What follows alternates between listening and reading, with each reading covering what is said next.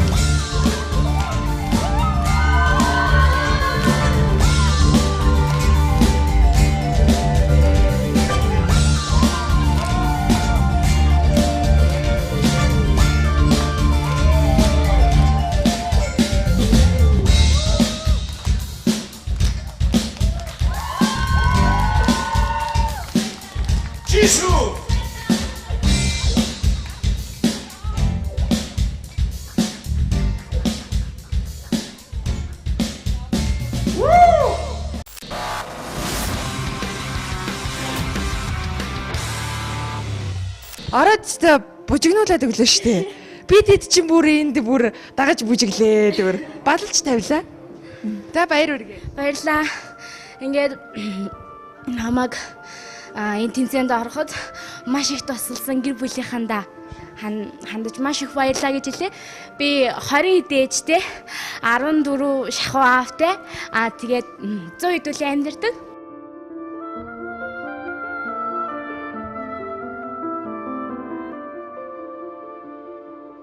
Амар баярлалаа. Ингээд дагаж ирж байгаа бүлийнхаа багштаас зөндөө баярлалаа. Нийслэлийн хүүхд залуучуудын сургууль төгсмөлийн тусгай зохицлбарын ламсрын зэгшилдээ маш их баярлалаа гэж хэлье. Тэгээ алтан цэцэг эрхлэгчтэй, тэгээ бүлгийнхаа багш нартаа, даваа баярагчтай, ер нь намайг дэмжсэн бүх хүмүүстээ баярлалаа гэж хэлье. Тэгээ одоо байранд очиход манай жоохон түндэр манай мөн хүлээж байгаа. Тэгээ өглөө гарахад "Янаа та заавал тэнцээд ирээрэй" гэж хэлжсэн. Тэгээ одоо амар энэ үеийг дуулах нэлээд амар гоё юм.